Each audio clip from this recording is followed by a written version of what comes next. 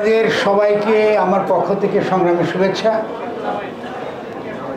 সালাম এবং একই সঙ্গে আমার একটা অভিভূত ভাব সেটা শেয়ার করতে চাই যে তরুণদের এই সভায় আসতে পারা এবং আপনার সামনে দাঁড়িয়ে কথা বলা এটা আমার জন্য অত্যন্ত সম্মানের। ফলে আমার নিজের মধ্যে এক ধরনের অনুভূতি হচ্ছে, যেটা আপনাদের সঙ্গে শেয়ার করতে চাই। আপনাদের সকলকে ধন্যবাদ। আমি এই যে প্রতিনিধি সভা, যেখানে আপনারা সকলে একত্রিত হচ্ছেন, আমার যে প্রাণবন্ত যে আপনাদের যে আকাঙ্ক্ষা, আপনাদের যে অভিপ্রায়টা আমি দেখছি এখানে, এটা আমাদেরকে বিপুলভাবে উৎসাহিত করে এবং সেটা একই সঙ্গে আমাদেরকে মনে করিয়ে দেয় আমাদের শহীদরা, যাদের রক্তের উপর দাঁড়িয়ে আজকে আমরা কথা বলছি, তাদের স্মৃতি, তাদের প্রত্যেকটা মুহূর্ত, প্রত্যেকটি ঘটনা তো ত্যাগের মধ্য দিয়ে একটা নতুন রাজনৈতিক জনগোষ্ঠীর যে উত্থান ঘটেছে, এটা আপনাদের তরুণদেরকে খুব ভালোভাবে বুঝতে হবে। আপনারা একটা নতুন রাজনৈতিক দলের স্বপ্ন দেখছেন এবং আপনাদের অভিনন্দন। অবশ্যই তরুণদের রাজনৈতিক দলের এই প্রক্রিয়া শুরু থেকেই করবার কথা ছিল, এটা আমি বলেছি। আপনারা যারা আমার কথা শুনেছেন বিভিন্ন সময় আছেন এবং তুষারদারা আছেন, দেখে প্রথম থেকে বলেছি যে তরুণদের রাজনৈতিক দল করবার প্রক্রিয়াটা অবিলম্বে শুরু করা দরকার। কারণটা হচ্ছে এই, আমরা 5ই অগাস্টের পরে একটা নতুন ঐতিহাসিক পর্বে প্রবেশ করেছি। নতুন ঐতিহাসিক মুহূর্ত, নতুন একটা ঐতিহাসিক পর্ব। এটা শুধুমাত্র বাংলাদেশের জন্য নয়। যদি আপনারা ভাবেন এই ঐতিহাসিক পর্বটা শুধুমাত্র বাংলাদেশের জন্য, তাহলে আপনারা ভুল করবেন এবং আগামী দিন আপনারা ব্যর্থ হবেন। কারণ বাংলাদেশের 5ই অগস্টের ঘটনার তার যে আন্দোলন, তার যে ভূকম্পন, এটা দক্ষিণ এশিয়াকেও কাঁপিয়ে দিয়েছে। তার যে ভূকম্পন, এটা ল্যাটিন আমেরিকা এবং আফ্রিকাতেও কাঁপিয়ে দিয়েছে। আপনি বলতে কী করে আপনি জানেন? কারণ হলো, আজকে যদি আপনি ট্রাম্প এই যে জিতলো একটু আগে, এই কিছুদিন আগে মার্কিন যুক্তরাষ্ট্রে তার অভিষেক হল, আমার তার আসার পরে তার যে কথাবার্তা, একটা কর্পোরেশনের পক্ষে, অল্প কিছু মিলিয়নারের পক্ষে যে নতুন দুনিয়া তারা তৈরি করছে সমস্ত পৃথিবী ব্যাপী, এটা যে পুরনো ব্রিটিশ কলোনিয়ালিজমের যে এটা একটা ধারাবাহিকতা, তার বিপরীতে যদি আপনারা আপনাদের বিপ্লবকে 5ই অগস্টকে বিচার করেন, আপনারা একটা অসাধারণ কাজ করেছেন। এটা বিশ্বের জনগণের কাছে একটা নতুন ধরনের বার্তা। ফলে নতুন যে দল আপনারা করছেন, সে দল করবার আগে আপনাদের এই বাস্তবতাটুকু, আপনারা কারা, আপনারা কোথা থেকে এসেছেন, কি প্রেরণা আপনাদেরকে উদ্বুদ্ধ করেছে এবং যে কারণে শেখ হাসিনাকে, একটা ফ্যাসিস্ট শাসককে আপনারা দিল্লিতে পলায়ন করতে বাধ্য করেছেন, এই তাৎপর্য আপনাদেরকে বুঝতে হবে নিজেদের আগে। এবং সেই পরিপ্রেক্ষিতে আমি কিছু কথা বলবো। স্বভাবতই আমার অনেক কথা বলার আছে, আমি বলবো আপনাদেরকে ভবিষ্যতে। আমি লেখালেখি করছি, কিন্তু আমি 100% আপনাদের পেছনে আপনারা প্রত্যেকে জানেন এটা। এবং আজকে যখন আলোচনা করছিলেন যে আপনারা ফ্যাসিবাদের বিলোপ কথাটা যখন আলোচনা করছিলেন, আমার মনে আছে যে 3 তারিখ আগের রাত্রে, তার আগের 2-3 দিন রাত্রে থেকে একটা বড় ধরনের একটা উদ্যোগ ছিল এই কথাটা আপনাদের দিকে বলানো, যে আপনারা শুধু একজন ব্যক্তির পদত্যাগ চান, আপনাকে শেখ হাসিনার পদত্যাগ চান। আমি জানি যে আজকে যে নাহিদ এখানে উপস্থিত থাকতেন, তিনি স্বীকার করতেন যে তার আগের দিন রাত্রে আমাকে বলতে হয়েছে যে ফ্যাসিবাদ শুধুমাত্র এটা মতাদর্শ নয়, এটা একই সঙ্গে একটা রাষ্ট্র ব্যবস্থা এবং একই সঙ্গে এটা একটা ফ্যাসিস্ট শক্তি। এই 3টাকে আলাদা করে আপনাদেরকে লড়াই, আগামী দিনের রণনীতি এবং রণকৌশল আপনাদেরকে প্রণয়ন করতে হবে। সেক্ষেত্রে আমার ধারণা আপনারা এই বিষয়গুলো নিয়ে যথেষ্ট পরিমাণ ভাবেন না এখনো, যেটা আপনাদের জন্য আগামী দিনে বিপদের কারণ হতে পারে। কেন আলাদা? ফ্যাসিবাদ হচ্ছে একটা ইডিওলজি, যেখানে আমরা মনে করি যে যে নিজে ফ্যাসিস্ট সে মনে করে তার তত্ত্ব দ্বারা তার তত্ত্বটা একমাত্র সত্য তত্ত্ব, আর বাকিদেরটা এটা মিথ্যা। আপনি যদি সেকুলার হন তাহলে ইসলামিস্টরা মিথ্যা, আর আপনি যদি ইসলামিস্ট হন তাহলে সেকুলাররা মিথ্যা। আপনি যদি আদিবাসী হন তাহলে বাঙালিরা মিথ্যা, আর আপনি যদি বাঙালি জাতিবাদী হন তাহলে এই বিভিন্ন রকম ক্ষুদ্র জাতিসত্তা মিথ্যা। এটা কিন্তু ফ্যাসিবাদের নানান প্রকরণ, নানান রূপ আছে। আজকে বাঙালি জাতিবাদী ফ্যাসিস্ট বাংলাদেশ থেকে উৎখাত হয়েছে বা তার উৎখাত হওয়ার প্রক্রিয়া শুরু হয়েছে, কিন্তু আপনাদেরকে মনে রাখতে হবে পাশাপাশি কিন্তু ধর্মীয় জাতিবাদ বলি এবং একই সঙ্গে ধর্মীয় জাতিবাদ, এটা ইসলামপন্থী ধর্মীয় জাতিবাদ হতে পারে, এটাও কিন্তু ফ্যাসিবাদের একটা রূপ। আপনাদেরকে এগুলোকে কিন্তু মোকাবেলা করতে হবে আগামী দিনে। তাহলে প্রথম থেকে আমাদের পরিষ্কার থাকতে হবে আপনারা যে রাজনৈতিক দল করতে যাচ্ছেন সেই রাজনৈতিক দলের লক্ষ্য হচ্ছে সকল ধরনের ফ্যাসিবাদের বিপরীতে দাঁড়ানো। এবং এটা যদি আমরা পরিষ্কার করে না করি তাহলে আমরা আগামী দিনে সত্যিকার অর্থে যে দলটা আপনারা করতে যাচ্ছেন সেখানে আমরা কিন্তু ভুল করে বলবো। আমি দ্বিতীয়ত আরও যে কথা বলবো, যেহেতু আমি আপনার সঙ্গে কথা বলতে এসেছি এবং আপনার সঙ্গে পূর্ণ সংগতির জন্য কথা বলছি, আগামী দিনে যখন আপনারা দল করবেন, রাজনৈতিক দল, এটা করবার আগে আপনাদেরকে বুঝতে হবে যে গণ অভ্যুত্থানটা যখন করেছেন, ঘটেছে, এর তাৎপর্যটা কি, রাজনৈতিক তাৎপর্যটা কি। দল দিয়ে রাজনীতি করা যায়, কিন্তু এর বাইরেও জনগণ কিন্তু ইতিহাস তৈরি করে। ফলে 5ই আগস্টে যে ইতিহাস যারা তৈরি করেছে তারা আপনাদের নেতৃত্বে করেছে বটে, কিন্তু এটা একটা গণ অভ্যুত্থান ছিল। এবং এই গণ অভ্যুত্থানের যে প্রথম যে তাৎপর্য সেটা হচ্ছে গণ অভ্যুত্থানের মধ্য দিয়ে গণতন্ত্র কায়েম হয়, এবং গণ অভ্যুত্থানের মধ্য দিয়ে আমরা যাকে বলি গণ সার্বভৌমত্ব, পপুলার সভারেন্টি ইংরেজিতে বলা হয়, গণ সার্বভৌমত্ব কায়েম হয়। গণ সার্বভৌমত্ব মানে হচ্ছে জনগণই ক্ষমতার অধিকারী, সকল প্রকার কর্তৃত্ব এবং ক্ষমতা জনগণের তরফ থেকে আসে। এবং যেহেতু এটা জনগণের তরফ থেকে আসে, 5ই আগস্টে জনগণের হাতে ক্ষমতা এসে গিয়েছিল, কিন্তু দুর্ভাগ্যবশত সেই ক্ষমতা আমরা রাখতে পারি নাই। এটা আপনাদেরকে বিচার করতে হবে, পর্যালোচনা করতে হবে যে কোথায় আপনারা ভুল করেছেন। কারণ এই গণ অভ্যুত্থানকে, যেখানে গণই সার্বভৌম, এই গণের সার্বভৌমত্ব থেকে আপনারা বুঝতে পারেন নাই, আপনারা তাকে তাৎপর্য যথেষ্ট পরিমাণ বোঝেন না বলে তাকে শেখ হাসিনার ফ্যাসিস্ট সংবিধানের অধীনে আপনারা তাকে আবার পুনরায় ফেরত পাঠিয়ে দিয়েছেন। কিন্তু আজকে আপনারা যে তরুণরা এখানে বসেছেন, আপনাদেরই উচিত ছিল, আপনাদেরই থাকার কথা ছিল রাষ্ট্র ক্ষমতায়। তরুণ বিপ্লবীরা নতুন বাংলাদেশ গড়ছে এবং তাদের নেতৃত্বে পুরো উপমহাদেশ বদলে যাচ্ছে, পুরো দুনিয়া বদলে যাচ্ছে। সারা দুনিয়ার যে ব্যবস্থা, যেটাকে আমরা নিউ লিবারাল ইকোনমিক পলিসি বলি, পুঁজিতান্ত্রিক ব্যবস্থা বলি, বিভিন্ন রকম বহুজাতিক কোম্পানির যে স্বার্থ, তার বিরুদ্ধে আজকে আপনারা সারা বিশ্বের নজির হয়ে থাকতেন। কিন্তু এই মুহূর্তটুকু আমরা ভুল করেছি, এটা আমাদেরকে স্বীকার করতে হবে। এবং যেহেতু আমরা করেছি, করার পরে আমরা এখন বলছি আমাদের একটা ঘোষণা দরকার। আপনারা এখন বলছেন সেই ঘোষণা দেওয়ার কথা ছিল 5ই আগস্টে, দেরিতে কেন করছেন? দেরিতে হলে কি ঘোষণা দেওয়া যায় না? অবশ্যই দেওয়া যায়। আমি 100% আপনাদের পক্ষে। যে কোনো মুহূর্তে জনগণ যদি চায় অবশ্যই জনগণ ঘোষণা দিতে পারে, এবং এই রাষ্ট্রের বা ডক্টর ইউনূসের কোনো অধিকার নাই ঘোষণাকে বন্ধ করার, এবং আপনাদের কোনো অধিকার নাই এই ঘোষণা না করার। কিন্তু এটা আপনারা করেছেন। আপনাদের এই ভুলগুলো আপনারা পরিষ্কার করে বোঝার চেষ্টা করুন।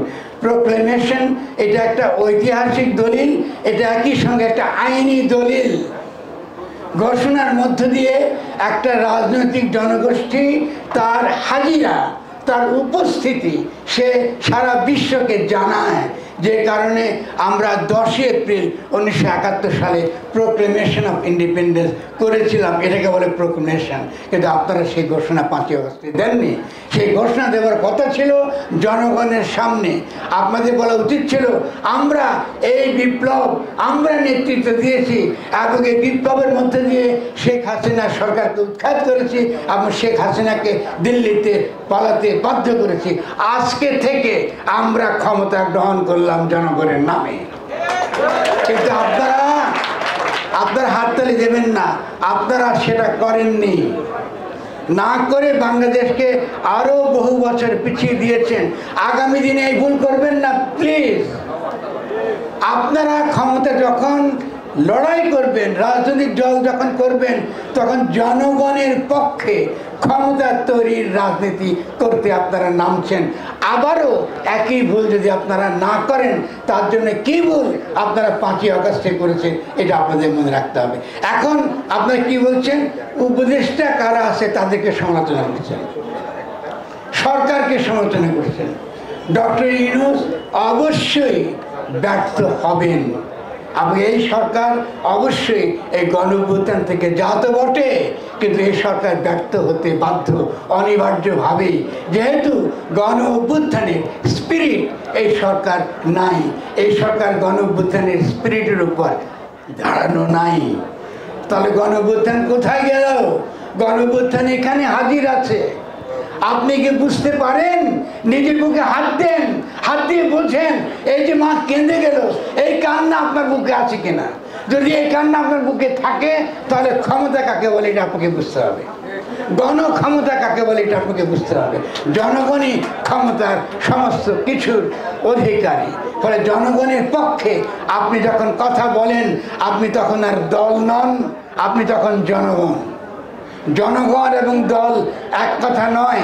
আপনারা এখন দল করতে নেমেছেন, কিন্তু আমি এখন সন্দেহ করব আপনারা কি আরেকটা বিএনপি বানাবেন, নাকি সত্যিকারের বিপ্লবী সত্যিকারের যে গণঅভ্যুত্থানটা আমরা পূর্ণ করতে পারিনি, সেই গণঅভ্যুত্থানকে পূর্ণ করবার সাংগঠনিক শক্তি পূর্ণ ক্ষমতা নিয়ে আপনারা তরুণরা আবার বাংলাদেশের ইতিহাসে, উপমহাদেশের ইতিহাসে, বিশ্বের ইতিহাসে হাজির হবেন।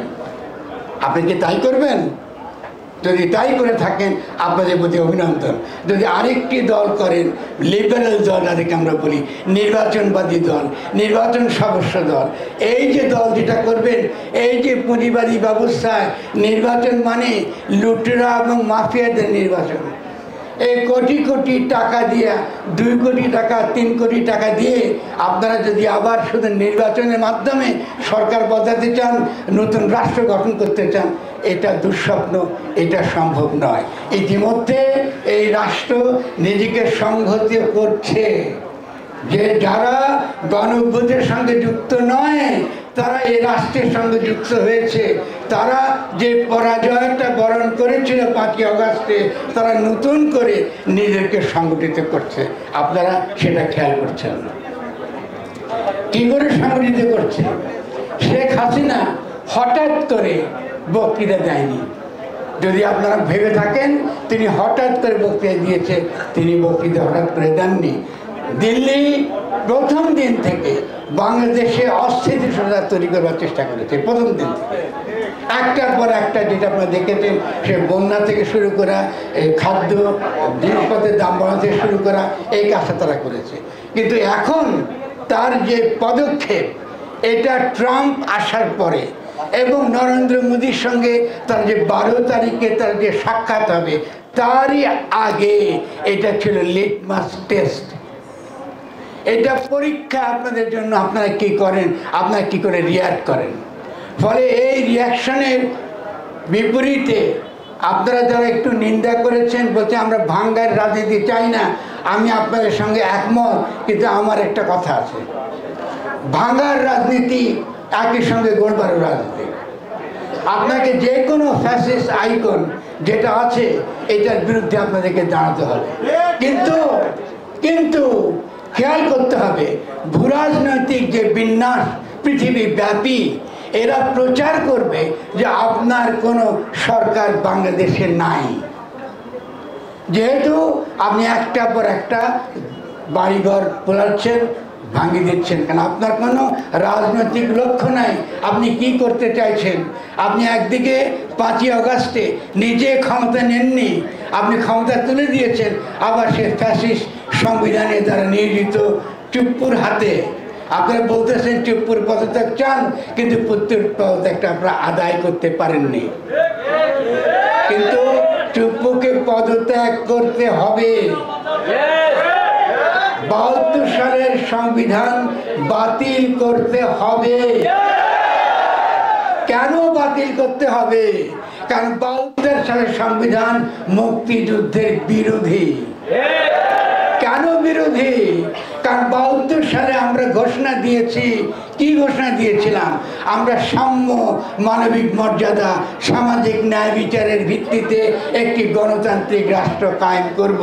10 এপ্রিলে এটাই ছিল জনগণের ঘোষণা। এই ঘোষণার ভিত্তিতে আমরা মুক্তিযুদ্ধ করেছি। আমি সেই মুক্তিযুদ্ধ হওয়ার পরে সেই মুক্তিযুদ্ধ ছিনতাই করে নিয়ে গেছে দিল্লি। তার জবাব এত বছর পরে আমরা 5ই আগস্টে দিতে পেরেছি। কিন্তু আমরা সংবিধান বাতিল করতে পারি নাই।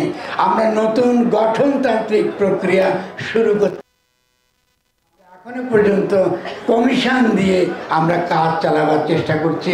এই ধরনের ইলিউশনে যদি আপনারা আক্রান্ত থাকেন, আপনারা জীবনে কিছু করতে পারবেন না। উপর থেকে এলিটদের, অভিজাত শ্রেণীদের ধরে ধরে এনে আপনারা যদি কমিশন বানান, যারা এর আগে আওয়ামী লীগের আমলে সুবিধাভোগী, যারা আন্তর্জাতিক ক্ষেত্রে সুবিধাভোগী, এদের দিয়ে আপনারা কি করবেন? সংস্কার নাকি নতুনভাবে বাংলাদেশ গঠন? কি করবেন? গঠন করতে হবে বাংলাদেশকে। শব্দটা গঠনতন্ত্র, সংস্কার না। আপনাদের ভাষা এখনো ঠিক হয় নাই। এখন আপনার সংবিধান বলেন। সংবিধানটা বলে কলোনিয়ালরা। আমি কলোনিয়াল শাসক। আমি যদি আপনাকে শাসন করতে চাই, তাহলে আমি সংবিধান লিখি। আর আমি যদি জনগণ, আমি নিজের শাসক হতে চাই, তখন আমি গঠনতন্ত্র প্রণয়ন করি।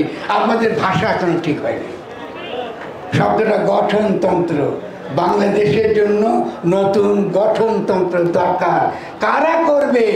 এটা করবে জনগণ। এটা কোনো উপর থেকে বসে কোনো এক্সপার্ট করবে না। যারা ওয়ার অন টেররের সহযোগী ছিল মার্কিন যুক্তরাষ্ট্রের, তারা এগুলো করে দিবে না। বিদেশ থেকে ধরে ধরে আইনে আপনি ঢুকাবেন আপনার উপদেষ্টা সরকারে, আর মা এসে এখানে কেঁদে যাবে। এটা ধরা আপনি নতুন বাংলাদেশ বানাতে পারবেন।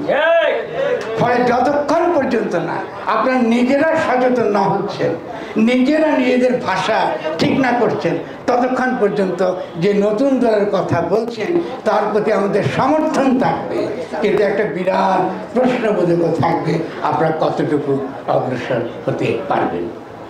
আমার দিক থেকে প্রথমত বিনীতভাবে বলবো, আমি আপনাদের এই রাজনৈতিক প্রক্রিয়ার 100% নিঃশর্ত সমর্থন করি, কিন্তু দয়া করে আপনারা একটু পড়াশোনা করবেন, একটু বোঝার চেষ্টা করবেন, নিজেদের মধ্যে আলোচনা করবেন যে কোনটা সঠিক শব্দ আর কোনটা জনগণের দিক থেকে তাকালে এটা সঠিক শব্দ নয়। যেমন বন্দোবস্ত, রাজনৈতিক বন্দোবস্ত এটা কন্ট্রাক্টারিয়ান রাজনৈতিক পরিভাষা। এটা হলো কন্ট্রাক্টারিয়ান। বাংলাদেশের লুটেরা মাফিয়া শ্রেণী আছে, বাংলাদেশের ফ্যাসিস্টরা আছে এখনো। তাদের সঙ্গে কি আপনারা পলিটিক্যাল সেটেলমেন্ট চান, নাকি তাদের বিরোধিতা করতে চান? কি চান? তার বিরোধিতা করে বন্দোবস্ত কিসের আছে? ওদের সঙ্গে বন্দোবস্ত করবেন যে কী করে বাংলাদেশ চালাতে হবে, আওয়ামী লীগ কী করে আবার ক্ষমতা আসবে, বিএনপি কী করে আবার লুটপাট করবে, এইটা করতে চান? তো না করতে চাইলে এসব শব্দ থেকে মুক্ত হওয়ার চেষ্টা করেন। শব্দটা গঠনতন্ত্র। বাংলাদেশকে নতুন করে গঠন করতে হবে, বন্দোবস্ত চাই না। সেই গঠনে জনগণ করবে, জনগণই শক্তি। সমস্ত ফ্যাসিস্ট শক্তি, সকল প্রকার সেকুলার কিংবা ধর্মীয় সকল প্রকার ফ্যাসিস্ট শক্তি এই দেশ থেকে তাদেরকে উৎখাত করতে হবে। আপনি খেয়াল করেছেন যখনই 5ই আগস্টের পরে মাজার ভাঙা শুরু হয়েছে, খেয়াল করছেন না? এরা কারা? হঠাৎ থেকে উদয় হইল। এরা কারা? এরা সেই শক্তি যাদেরকে মোসার টাকা দেয়, যাদেরকে টাকা দেয় এখানে অস্থিতিশীল করার জন্য। মাজারের ব্যাপারে আমাদের আপত্তি থাকতে পারে, বহু হোটেলে গাঁজা খাওয়া হয়, ইয়াবা খাওয়া হয়, বহু কিছু হয়, বহু বড় বড় ক্লাবে, ওদেরকে কিছু করতে পারেন না, ধরে ধরে গরিবদের মাজার ভাঙবেন, এটা বোঝার মতো বুদ্ধি আমাদের থাকা উচিত, আপনাদের থাকা উচিত। কিন্তু আপনাদের তরফ থেকে আমরা বড় কোনো প্রতিবাদ দেখি নাই। এবং দুর্ভাগ্য যে এই দেশে 5ই আগস্টের পরে যারা এই দেশের সনাতন ধর্মাবলম্বী, তাদের নাগরিক এবং মানবিক অধিকার, তাদের চাইবার অধিকার আছে, কিন্তু তারা যখন তাদের অধিকার চাওয়া শুরু করেছেন, ঠিক আগের মতোই টুপিওয়ালা লোক দেখলে যেমন তাকে জঙ্গি বলতাম, ওদেরকে দেখে আমরা জঙ্গি বলা শুরু করেছি। এটা কি ঠিকঠাক হয়েছে? তাদেরকে ধরে ধরে বলছি তারা সব দিল্লির এজেন্ট। আপনাদেরকে বলা হয়েছে কিন্তু বিদেশি এজেন্ট, আপনারা ইসলামী জঙ্গি। এই যে ভাষা থেকে আপনারা মুক্ত হন নাই, যে যাকে তাকে ট্যাগ দেওয়া। কিন্তু 5ই আগস্টের পরে রাষ্ট্রদ্রোহিতার মামলা কি করে হতে পারে? এই রাষ্ট্রদ্রোহিতার মামলাতে আপনারা ফেস করবেন। রাষ্ট্রদ্রোহিতার মামলা দেয় কলোনিয়াল আইন, ঔপনিবেশিক আইন। একটা স্বাধীন দেশে যে কোনো নাগরিকের তার কথা বলার, তার সমাবেশের অধিকার আছে, এবং তার সঙ্গে কথা বলে তার নিজের ন্যায্য অধিকার, এটা নিয়ে যে আলাপ আলোচনা, তর্ক বিতর্ক, তার মধ্যে দিয়ে মীমাংসা, এটাকেই বলা হয় গঠনতান্ত্রিক প্রক্রিয়া, এটাকে বলা হয় কনস্টিটিউশনাল প্রসেস। ফলে এটা আপনাদেরকে বুঝতে হবে। যখনই আপনারা এই ব্যাপারগুলোকে পরিষ্কার থাকবেন না, তখন দিল্লির বিরুদ্ধে যত বড় বড় কথা বলেন কোনো কাজ হবে না। সমাজ বিভক্ত থাকবে বিভিন্ন রকম গ্রুপে। এটাকে মেটাবার কি পথ? একটা মাত্র পথ, আলাপ আলোচনা করা এবং কাউকে ট্যাগ না দেওয়া আননেসেসারি। আগে তার চিন্তা সম্পর্কে পরিষ্কার হওয়া দরকার। সে কি চায়? সে কি জনগণকে ক্ষমতায়িত করতে চায়, নাকি সে রাষ্ট্রকে ক্ষমতা করতে চায়? রাষ্ট্রদ্রোহিতা মানে রাষ্ট্রকে রক্ষা করবার, এই যে তথাকথিত আমলাদের রক্ষা করবার, তথাকথিত পুলিশদের আইন, ব্রিটিশ আইন রক্ষা করবার, এইসব ভাষা থেকে আপনাদেরকে মুক্ত হতে হবে। সেজন্যে যখন আমরা বলি যে গণ সার্বভৌমত্ব, দয়া করে কথাটা মুখস্থ রাখেন। একটু কঠিন লাগে, কারণ ভালো বাংলা আমরা এখনো পাই নাই। গণ সার্বভৌমত্ব, জনগণের সার্বভৌম, রাষ্ট্র সার্বভৌম নয়, রাষ্ট্র সার্বভৌম নয়। বাংলাদেশে মনে রাখবেন, এর আগেও একটা তর্ক হয়েছিল, পার্লামেন্ট সভারেন নাকি সভারেন না, সেটা এর আগে হয়েছিল। এবং ইদানিংকালে হয়েছে যে ইমপিচ করতে পারে কিনা পার্লামেন্ট আপনার বিচারপতিদের। ফলে পার্লামেন্ট সভারেন না, একমাত্র সার্বভৌম হচ্ছে জনগণ। ফলে আপনারা যে দল করতে চাইছেন, সে দল হতে হবে জনগণের দল। জনগণের সার্বভৌমত্ব কায়েম করা আপনাদের লক্ষ্য। আপনাদের একটা লাইন লাগবে, আর কিছু লাগবে না, এই যথেষ্ট। বাকিটা জনগণ বলে দেবে কি করে তাদের বিল হাওর রক্ষা করতে হয়, কি করে তাদের জমি রক্ষা করতে হয়, কি করে তাদের জীবিকা রক্ষা করতে হয়, এবং কি করে শেখ হাসিনার মধ্যে ফ্যাসিস্টদের লাথি মেরে বাংলাদেশ থেকে বের করে দিতে হবে। কিন্তু যদি আপনারা গণ সার্বভৌমত্বের মানে না বুঝেন, এবং তার সঙ্গে রাষ্ট্রের সার্বভৌমত্বের পার্থক্য না বুঝেন, এবং তার সঙ্গে তথাকথিত পার্লামেন্টের সভরেন্টি অর্থ এই পার্থক্য না বুঝেন, আপনারা আবারও পরাজিত হবেন। আবারও আপনাদের হাতে ক্ষমতা আসবে, কিন্তু আপনারা অতি আনন্দে আবার শেখ হাসিনার ফ্যাসিস্ট সংবিধানের চুপ্পুর হাতে অত্যন্ত আনন্দের সঙ্গে ক্ষমতা তুলেছেন। এটা চলতে পারে না। ফলে রাজনীতি তামাশা করার বিষয় না, মানুষের জীবন নিয়ে খেলা করার বিষয় না। তরুণ জীবন দিয়েছে, অনেকে পঙ্গু, এখনো কিন্তু কাতরাচ্ছে। তাদের সঙ্গে দয়া করে বিশ্বাসঘাতকতা করবেন না। যদি করতে না চান, তাহলে পরিষ্কার হবেন আপনাদের রাজনীতিটা আপনারা কী করবেন। ফলে সেই ক্ষেত্রে আপনাদের রাজনীতি এক লাইনে হবে। যে গণ অভ্যুত্থান আমরা সফল করতে পারিনি, যাকে আমি বলি সাংবিধানিক প্রতিবিপ্লব, সেই গণ অভ্যুত্থানকে পূর্ণ করবার জন্য, পরিপূর্ণ গণ অভ্যুত্থান ঘটানো এবং পরিপূর্ণ গণ অভ্যুত্থানের মধ্য দিয়ে গণ সার্বভৌমত্ব কায়েম এবং বাংলাদেশের জনগণের জন্য নতুন গঠনতন্ত্র প্রণয়ন করবার রাজনীতি, এটাই আমরা আগামী দিনে করব। এই রাজনীতির ভিত্তিতে জনগণের মধ্যে ঐক্য তৈরি হবে। আপনাদেরকে অবশ্যই ইতিমধ্যে যেটা করতে হবে সেটা হলো যে গণ অভ্যুত্থান সুরক্ষার জন্য আপনাদের অবিলম্বে প্রতিষ্ঠান গড়ে তুলতে হবে। সে যে নামই আপনি দেন না কেন, কোনো না কোনো প্রতিষ্ঠান তুলতে হবে, কারণ গণ অভ্যুত্থানের স্মৃতি অতি দ্রুত মুছে ফেলা হবে। আপনাদের জনগণের স্মৃতি থেকে এটা চলে যাবে। ফলে আপনাদের সামনে অনেক বেশি দায় এসেছে, আপনাদের কাঁধে অনেক বড় দায়। এবং আমি যাদের দিকে তাকিয়ে আছি, যে তরুণদের দিকে আমি তাকিয়ে আছি, আমি আপনাদের চেয়ে বয়সে অনেক বড়। আগামী দিনে আমি বেঁচে থাকবো কিনা আমি বলতে পারবো না, কিন্তু আজকে এই গণ অভ্যুত্থানের মধ্য দিয়ে 5ই অগাস্টে আমি নতুন বাংলাদেশ দেখেছি। আমার এই বাংলাদেশ যেটা দেখেছি, আমি নিশ্চিত আপনারা জয়ী হবেন। এই বাংলাদেশকে ঠেকিয়ে রাখবে এমন কোনো ক্ষমতা পৃথিবীতে কারো নাই। কিন্তু এই বিশ্বাসটুকু, যে বিশ্বাসটুকু আমি করছি, সেই বিশ্বাসটুকু আপনাকে করতে হবে। কিন্তু যদি আপনি সেই বিশ্বাসটুকু করেন, তাহলে ভাষা ব্যবহারের ক্ষেত্রে, রণধ্বনি তুলবার ক্ষেত্রে, প্রত্যেকটা স্লোগান তুলবার ক্ষেত্রে আপনাদেরকে সতর্ক হতে হবে। এটা সত্যি যে যেসব ভাঙচুর হচ্ছে আমরা তার নিন্দা করতে পারি। কী কারণে? যেহেতু বাংলাদেশকে অস্থিতিশীল করবার একটা আন্তর্জাতিক চক্রান্ত আছে। কিন্তু মোটেও দয়া করে ওই ফাঁদে পা দেবেন না যারা ভাঙচুরের কথা বলে মূলত গণ অভ্যুত্থানকে অস্বীকার করতে চায়। জনগণের যে চেতনা, যেটাকে পরাজিত হয়েছে 5ই অগাস্টের পরে, যে কোনো কারণ হোক না কেন, এই যে আগুন, এটাকে ছাই দিয়ে আপনি নেভাতে পারবেন না। এই আগুন জ্বলবে, কেউ চেষ্টা করবেন না। কিন্তু যদি আমরা ভূরাজনৈতিক বাস্তবতা মনে রাখি, দিল্লির কৌশল মনে রাখি, ডোনাল্ড ট্রাম্প আসার পরে সমস্ত পৃথিবীব্যাপী যে নতুন বিন্যাস শুরু হয়েছে, সেই প্রজ্ঞা আমরা মাথার মধ্যে রাখি এবং সেটার পরিপ্রেক্ষিতে আমরা সঠিক কৌশল গ্রহণ করি, তাহলে আমরা জিতব অবশ্যই। কিন্তু জনগণের যে কোনো ক্ষোভকে সম্মান দিতে হবে। জনগণের যে কোনো যে রাগ, তার যে ক্ষোভ, এটাকে সম্মান দিতে হবে, এটাকে বুঝতে হবে। কারণ এটাকে কেন্দ্র করে গণ অভ্যুত্থানকে নস্যাৎ করবার চক্রান্ত, নস্যাৎ করবার তত্ত্ব তৈরি হবে। ঠিক যে কথা বলে আপনাদের হাত থেকে ক্ষমতা নিয়ে যাওয়া হয়েছে, কি বলেছিল ভুলে গেছেন?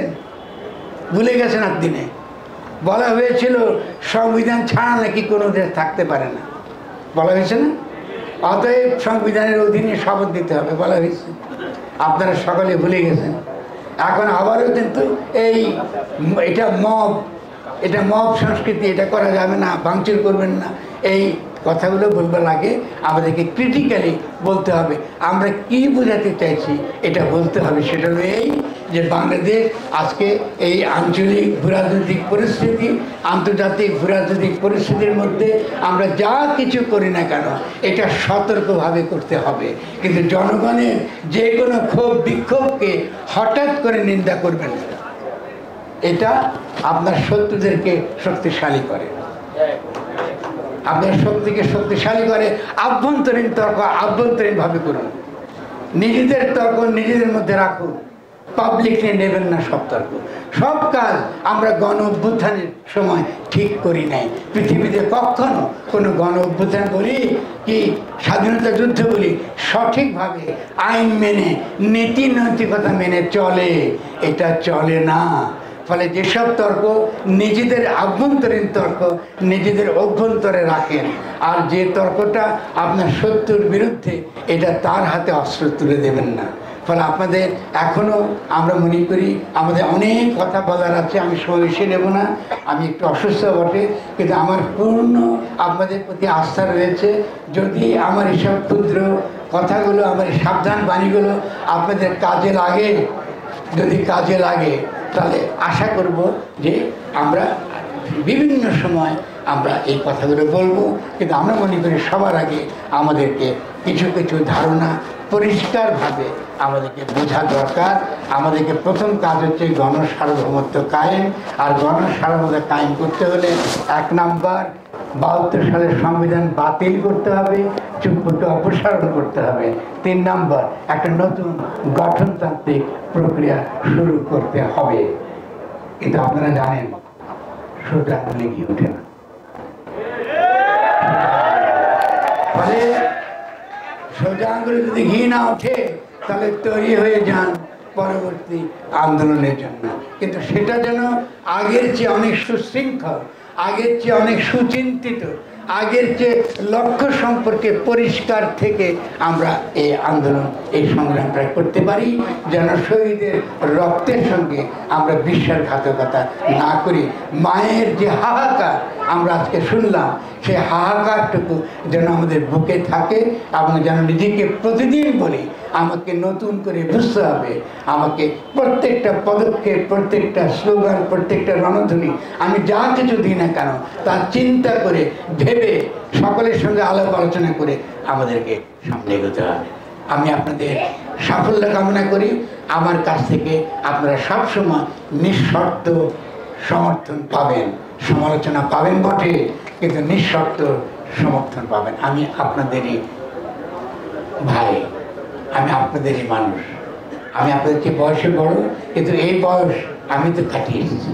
আমি বুঝতে পারি, আমাদের ভুলগুলো বুঝতে পারি এবং ফলে আপনাদের ভুলগুলো ধরতে পারি। যদি ধরিয়ে দেই আমার উপর রাগ করবেন না, কারণ আমি চাই আপনারা আগামী এই যে দল করতে চাইছেন এটা যেন আপনারা সফল হন। তার জন্য আমার পক্ষ থেকে 100% নিঃশর্ত সমর্থন সবসময় জারি থাকবে।